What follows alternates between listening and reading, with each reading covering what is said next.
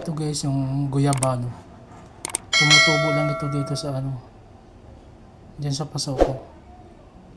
Ilang beses ko na to binuhusan ng yung mantika. Namamatay siya tapos mga ilang araw nabubuhay ulit. Kasi ayaw ko nang lumaki ito gawa ng yung ugat niya. Baka papasok doon sa mga simento. Tatago sa loob ng kwarto. Ito, puputulan ko na lang ng dahon.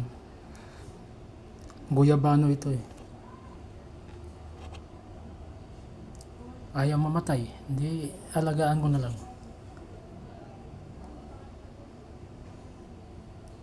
Gawin kong bonsai.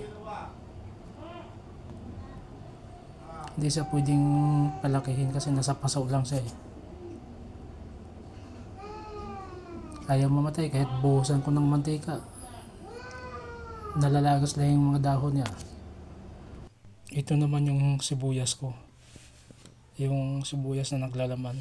Putulan ko dahil hindi maganda yung tubo ng dahon. Bali-bali yung mga dahon eh. Putulin ko yan para magandang tubo.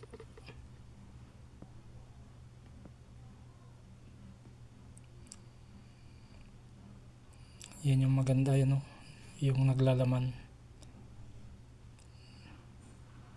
Ito pa isa.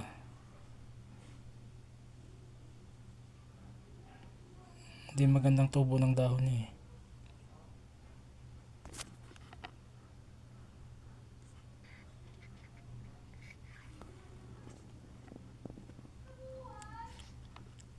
Yung mga sili ko guys maganda na yung nung inisprehan ko.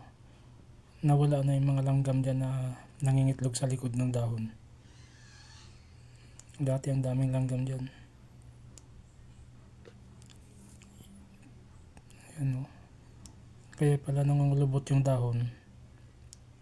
Dyan pala nangingitlog yung langgam.